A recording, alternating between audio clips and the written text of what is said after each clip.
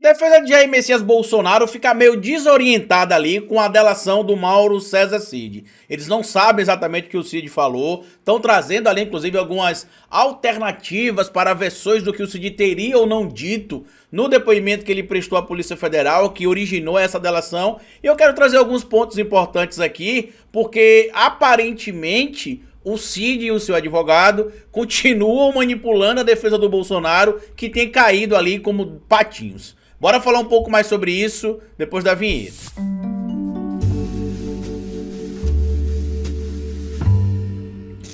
Pois bem, meu povo, antes de seguir esse vídeo eu queria pedir a você que deixasse like no começo do vídeo, porque se deixar lá pro final você esquece. E queria pedir a você também, se puder colaborar com o nosso trabalho, que seja membro do canal, apoiador. É a maneira que você tem de manter o nosso canal existindo aqui de forma independente. E se puder colaborar de qualquer outra maneira, além de ser membro do canal e apoiador, eu peço a vocês que colaborem também com o nosso Pix. Pix do canal é esse que tá aparecendo aí na tela e você pode colaborar se quiser, quando quiser e se puder. Não é novidade pra ninguém que desde que o Mauro César Cid trocou de advogado pela primeira, segunda e agora na terceira vez, o clã Bolsonaro estava sempre preocupado ali com o caminho que o ex-ajudante de ordens iria seguir. Primeiro trocou o Rodrigo Rocha, que era um advogado ligado ao clã Bolsonaro, chegou até a ocupar cargo no governo do Jair Messias Bolsonaro e que era diametralmente contrário a qualquer tipo de negociação de delação premiada. Aí trocou o Rodrigo Rocha pelo Bernardo Fenelon, que era uma pessoa especializada em colaboração premiada, e o Bernardo Fenelon teria dito, supostamente a pessoas do entorno ali do Mauro Cid, que deixaria o caso porque estava tendo, além de quebra de confiança entre ele e o Mauro Cid, muita pressão, supostamente, de Bolsonaro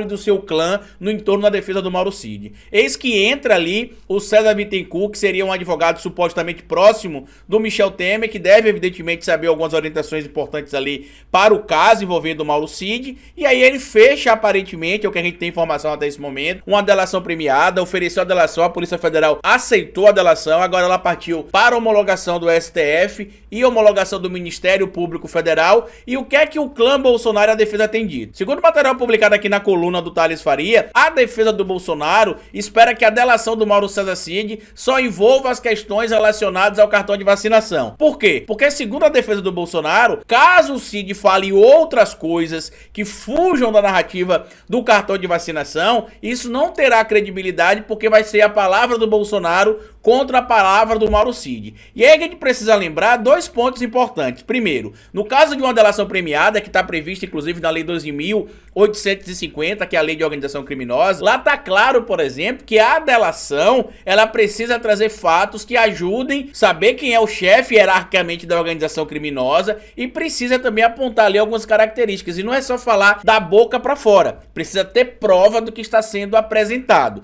E sobre a questão das joias, do cartão de vacinação, não só existe vasta documentação, como tem muita materialidade também que a polícia já teve contato. E para talvez chamar um pouco mais a atenção de algumas dessas figuras, foi solto inclusive aqui, ó, um dos indivíduos que estava preso ali também por conta desse caso envolvendo a falsificação dos cartões de vacina, que era o Max Guilherme. Moraes mandou soltar ele, que é investigado pela fraude dos cartões de vacinação. Isso para mim corrobora dois pontos do que a delação do Mauro Cid falou. Primeiro, ele disse quem é que organizava, que era o líder da organização criminosa. Deve ter dito que o Max Guilherme, assim como ele e outras figuras, tiveram cartão de vacinação falsificados a pedido do Bolsonaro e de outras figuras. E a própria defesa do Mauro César Cid já entrou com pedido de liberdade provisória após a delação que foi aceita pela Polícia Federal e manifestada ali o acordo junto ao STF, como eu gastei no início do vídeo, e também junto ao Ministério Público Federal, que precisará homologar todo esse procedimento. Esse material está publicado aqui na coluna da Beatriz Gomes e tudo que eu falei para vocês aqui, como eu sempre faço, sempre ficará disponível no primeiro comentário fixo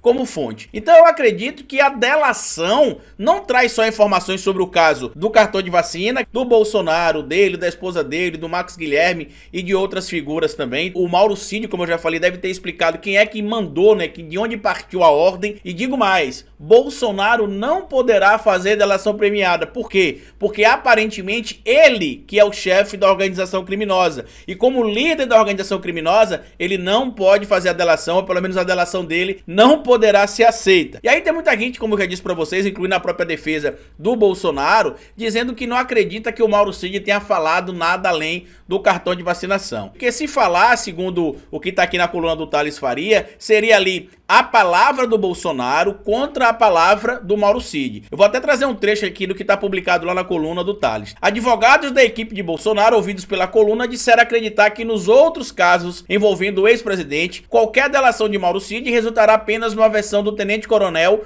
contra a versão do ex-presidente. Se Mauro Cid disser, por exemplo, que foi Bolsonaro quem mandou ele vender e comprar de volta as joias presenteadas ao governo brasileiro pelo sheik da Arábia Saudita, bastará o ex-presidente negar. Ficará a palavra de um contra a palavra do outro. O advogado Fábio Van Garten vai mais além. Ele disse à coluna, entre aspas, confesso sinceramente que creio que não há nada o que delatar. E aí é um grande ponto interessante, por quê? Porque se não tem nada a delatar, por que a polícia aceitou a delação e recomendou, inclusive, o encaminhamento dessa proposta de delação para o Ministério Público Federal e para o STF para que fizesse a homologação? Perguntado se Mauro Cid poderia dizer que foi Bolsonaro quem mandou ele negociar joias nos Estados Unidos, Van Garten respondeu, nunca mandou, isso eu asseguro. E a defesa do próprio Mauro Cid também teria dito ali que ele teria assumido tudo. Só que tem um ponto que o Reinaldo Azevedo traz aqui, inclusive na coluna dele também, que é o seguinte, se Mauro Cid tivesse poupado o Bolsonaro na delação, pra que ele faria a delação se o Bolsonaro que seria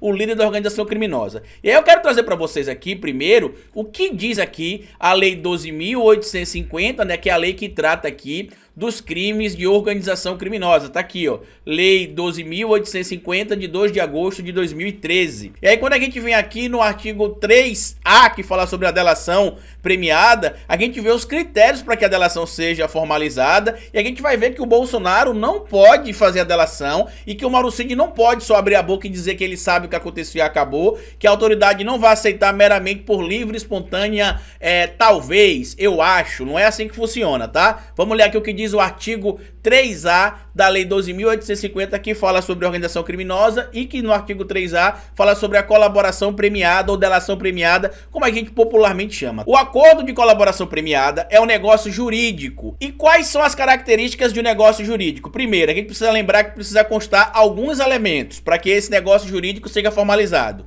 Número 1, um agente capaz. Número 2, um objeto lícito, ou seja, não pode ser algo ilegal. Número 3, uma norma prevista, e a legislação brasileira, na Lei 12.850, no seu artigo 3A, permite a colaboração premiada. E no quarto ponto aqui, pra gente finalizar, como é que funciona o negócio jurídico, precisa ter uma causa final. O motivo pelo qual as partes celebraram o negócio deve ter a finalidade lícita, ou seja, fazer valer o que estabelece a lei no artigo 3A da Lei 12.850. O acordo de colaboração premiada é um negócio jurídico processual e meio de obtenção de prova, que pressupõe utilidade e interesse público. Artigo 3b. O recebimento da proposta para formalização de acordo de colaboração demarca o início das negociações e constitui também marco de confidencialidade. E aqui é importante a gente falar sobre isso, por quê? Porque caso o Mauro César Cid ou o advogado dele falem o que foi dito na colaboração premiada, ele pode ter a colaboração suspensa caso ela seja aceita.